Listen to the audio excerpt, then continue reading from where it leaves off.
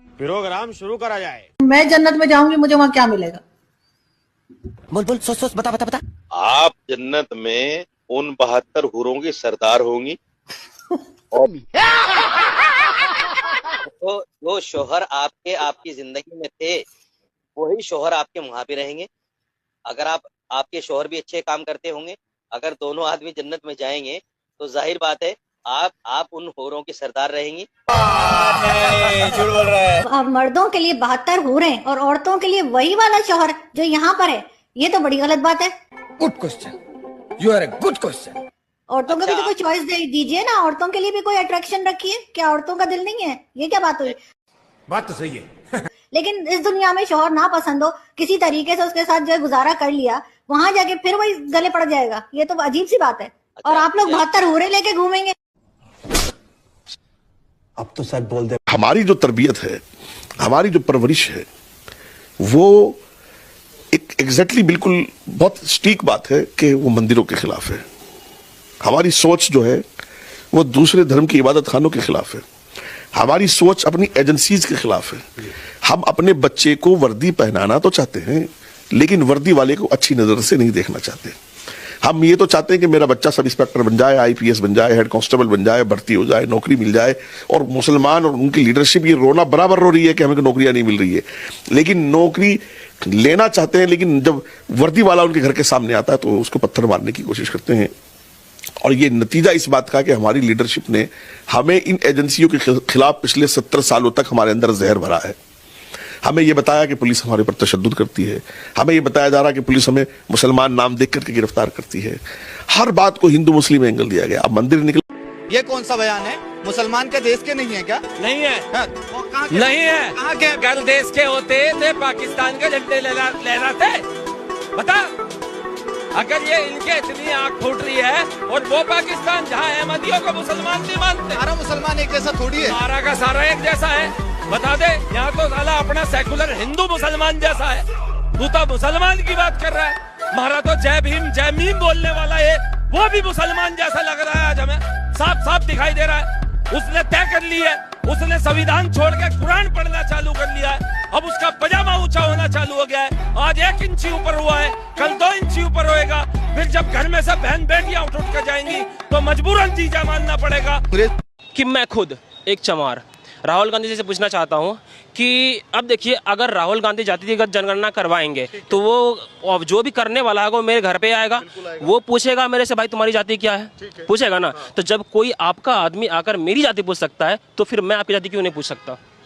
सवाल उठता है कि नहीं? तो अगर मेरा घर कोई पूछा तो मैं तो भैया धरना दूंगा उनके घर पे जाके, आपकी जाति क्या है बताओ मुझे। अब नहीं बताओगे तो फिर तो सबके सामने है सब कुछ। तो मतलब आपको ये कोई बुरी बात नहीं है कि उनकी जाति पूछ ली? मुझे तो नहीं लगता। अरे क्यों भाई, जातिगत जनगणना हो तो सिर्फ हिंदुओं की, हाँ, और भी तो सब में जातियां हैं भाई। सिर्फ हमें ही तो क्यों तोड़ते हो भाई? हमें तोड़ने का, हमें क्यों तोड़ते हो? सब ने सब दिन तोड़ा भाई, अब तो आप आओ। कोई ऐसा हमारे, वो तो भला हो राहुल गांधी जी का कि आपको देख देख करना भैया हम लोग सीख गए कि हिंदुओं को कैसे एक करना है।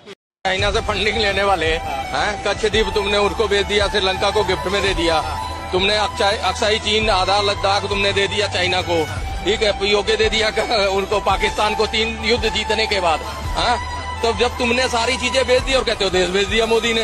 अरे भाई तुमने तो दे ही दिया जिंदगी भर के लिए, उनने तो चलो ब्यूरोक्रेट है, उनको टेक ओवर कराया भाई। जीएमआर की कंपनी संभाल रही थी बॉम्बे के एयरपोर्ट, और वहाँ की एक विदेशी कंपनी थी कोई इंग्लैंड की, उन दोनों से टेक ओवर है, यहाँ का देसी आदमी ले रहा है। फिर भी देखो कहते हैं, ये कहते हैं हम नॉनवेज खाते हैं, अंडा खाते हैं, लेकिन वेजिटेरियन है, वो वाला झूठ चल रहा है यहाँ। इतना खतरनाक झूठ और पच नहीं रहा पब्लिक को। दिल्ली सरकार ने मौलवियों को सैलरी देना शुरू कर दिया, पंडितों को क्यों नहीं दिया भाई?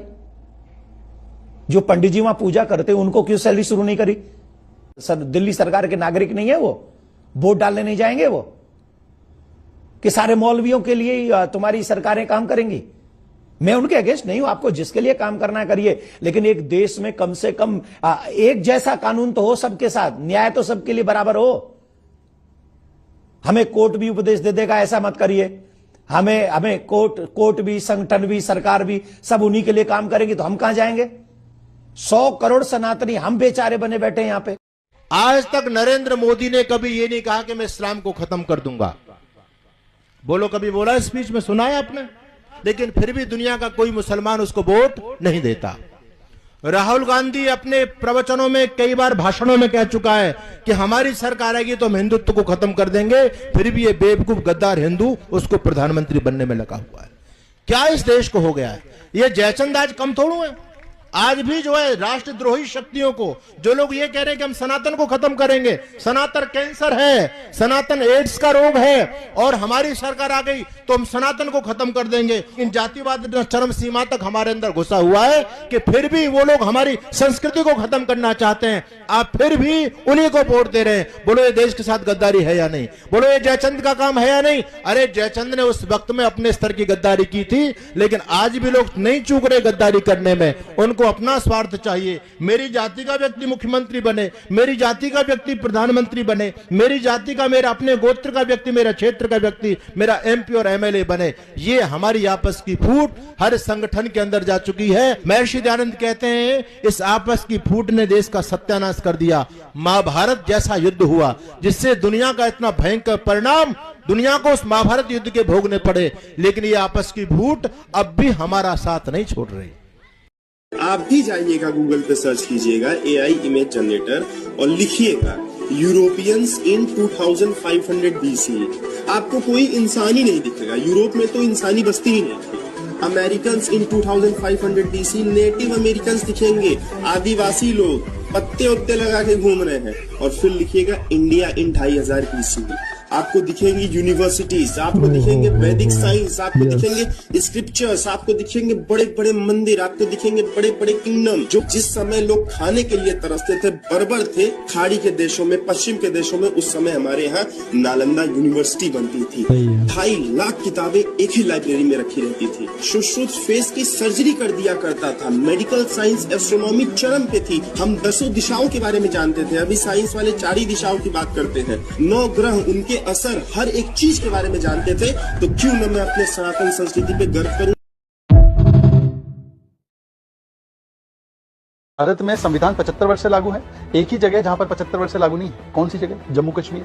वहां पर क्या था? दूसरा संविधान था। आज 5 वर्ष पहले जब 2019 में हमने 370 हटाया, तब तो वहां पर बाबा साहब आम्बेडकर जी का संविधान लागू हुआ, तब तो वहां पर वाल्मीकि समाज को आरक्षण मिला। उसका विरोध किसने किया? पूरी इंडिया अलायंस ने। कि कांग्रेस पार्टी जो इतना दावा करती है, 1951 में एक नहीं 2 बार चुनाव उन्होंने हराया और कहते हैं आरएसएस आम्बेडकर जी की विरोधी थी। तो भंडारा चुनाव में उनका इलेक्शन एजेंट कौन था? दत्तोपंत ठेंगड़ी, जो कि आरएसएस के प्रचारक थे। 1956 में नेहरू जी ने उनके शव को यहाँ पर आने भी नहीं दिया, ना उनको मेमोरियल मिलने दिया, तो उनको दादर में उनका क्रिमेशन हुआ। ये फैक्ट, हिस्टोरिकल फैक्ट है। कांग्रेस पार्टी के विषय में आम्बेडकर जी ने कहा था कि यहाँ पर एससी की कोई कदर नहीं होती और कांग्रेस ज्वाइन करना सुसाइडल है। और जनसंख्या भी बढ़ती जा रही है उनकी। नहीं, आप क्या चाहते हैं कि हम भी अपने बच्चों को 10-10 बच्चे करके रोड पर सुअरों की तरह छोड़ दें?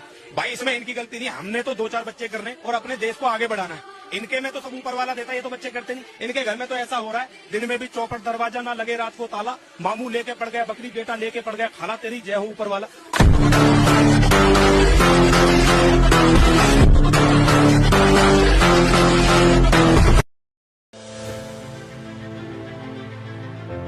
चौंकिए मत, ये क्रिसमस की शोभा यात्रा और संध्या फेरी उसी पंजाब में निकाली जा रही है जहां पहले 21 दिसंबर से 27 दिसंबर के बीच सिखों के 10वें गुरु गोबिंद के 4 साहिबजादों की बलिदानी को याद करने के लिए शहीदी हफ्ता मनाया जाता था। जिन वीर साहिबजादों ने 6 और 9 साल की आयु में धर्म की रक्षा के लिए खुद को दीवार में चुनवा लिया, लेकिन मुगल आक्रांता वाजिर खान का धर्मांतरण स्वीकार नहीं किया। पंजाब में आम आदमी पार्टी की सरकार है, लेकिन धर्मांतरण फैक्ट्रियों पर रोक लगाने के बजाय खुद सरकार इन फेरियों को निकालने के लिए पुलिस बंदोबस्त करवा रही है। आज हमारी आंखों के सामने न सिर्फ हमारे गुरुओं की कुर्बानी को भुलाया जा रहा है, बल्कि हिंदू कीर्तन भजन को भद्दे तरीके से पेश कर सोशल मीडिया पर ट्रेंड करवाया जाता है। संभाजी का नाम बदलकर औरंगाबाद कर दिया जाता है। ये एक तरह से हमारे धर्म पर सरेआम डाका डाला जा रहा है। भारत जैसे सेक्युलर देश में क्रिसमस मनाने में बुराई नहीं है, लेकिन जिन वीरों ने हमारी पहचान बनाए रखी, उन्हें याद रखना भी जरूरी है। सबसे ज्यादा समय तक कांग्रेस सत्ता में रही है, लेकिन गुरुओं की कुर्बानी को सच्ची श्रद्धांजलि देने के लिए कुछ नहीं किया। चाचा नेहरू का जन्म दिवस तो दशकों से मनाते रहे, लेकिन उन्होंने नन्हे साहिबजादों की बलिदानी को भुला दिया। खैर, उस पार्टी से हम क्या उम्मीद करें जिनके हाथ सिख भाइयों के खून से रंगे हों। पहली बार पीएम मोदी ने ऐतिहासिक भूल को सुधारते हुए 26 दिसंबर को वीर बाल दिवस घोषित कर साहिबजादों को सच्ची श्रद्धांजलि दी। धर्मांतरण के इस चकाचौंध में हमें दिखाई नहीं दे रहा है। क्यों पंजाब में शहीदी फेरी की जगह क्रिसमस की यात्रा निकल रही है? क्यों पंजाब में ईसाई 2% से 15% हो गए? अब यह हमारी जिम्मेदारी है कि हम इस दिन को सिर्फ कैलेंडर पर नहीं, अपने जीवन में भी जगह दें। कहीं ऐसा ना हो हम खालिस्तान खालिस्तान सोचते रहे और इधर एक और बॉर्डर स्टेट पूरी तरह कन्वर्ट हो जाए।